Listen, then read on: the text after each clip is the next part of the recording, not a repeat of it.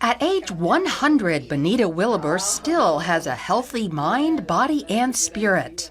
I've given myself to the Lord, and I've left myself in His hands, and I have trust, and I have been very, very well taken care of. She's not alone. There's an unusually high concentration of centenarians in her hometown of Loma Linda, California. It's one of only 5 so-called blue zones worldwide, areas where people live the longest. The others are Okinawa, Japan, Korea, Greece, Sardinia, Italy, and Nicoya, Costa Rica.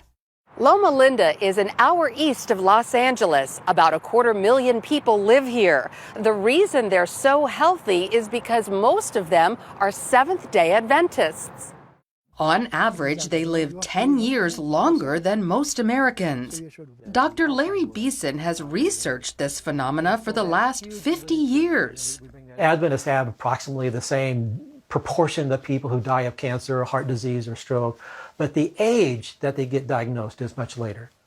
They strongly adhere to the belief of respecting the human body as a temple of the Holy Spirit. That means no alcohol, no tobacco, and following a plant-based diet. In Christianity, we have the Holy Scriptures. What God said from the beginning, you should eat. He gave us the nuts and the grains and the herbs that He placed in the earth. And He said, you will do better if you subsist on that type of thing. What has your diet been throughout your life? Vegetables. My sister liked fruit. Well, I do too, but vegetables had priority, and I like them raw. Many Adventists, like Benita, are total vegetarians. Others will eat a little dairy, while some occasionally consume fish, and there are those who eat small amounts of poultry and beef. These choices lead to different health outcomes. The more flesh foods you eat, the more Alzheimer's, the more heart disease, the more cancer, the earlier the death occurs. We're going the other direction as people move toward the removing flesh food from the diet. There tends to be a delay in the onset of the diseases. Diet isn't the only factor in these longer lives. Seventh-day Adventists strictly observe the Sabbath. Every Saturday, they rest to recuperate from the week and recharge for the one ahead. Also, to spend time with friends, family, and God.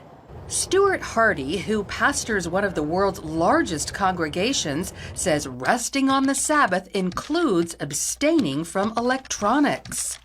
Any of those things that kind of take you back into work, we try and avoid those things. Now, it's not like it's a rule, but when you think about it, if there's anything that you're involved in during the week, if you go back to that, then you're not really taking a break from it. I feel that rest is one of the most important things in aging. That if you rest, then you can get up and gallop. Medical research confirms stress kills. Science has always kind of had some kind of tension with religion, particularly in contemporary society. So it's great to be able to read something in the scriptures that suggests what we should do, and then science is not only affirming it, but even giving us more specific understanding of why it benefits us so much. Exercise is also a priority. Throughout her life, Benita was extremely active. Now she only has the strength to walk, which she does every day. It is subsiding, and that's the way God had intended for people to be, and so I accept that too, even though I don't like it.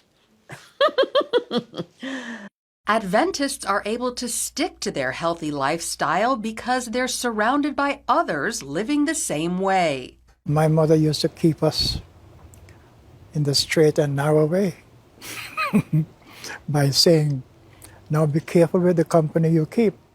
So look to the Seventh-day Adventists who live an average of 10 years longer than the rest of us. They exercise and observe the Sabbath. They avoid alcohol, tobacco, and meat, all within a social network that reinforces that behavior. Lori Johnson, CBN News.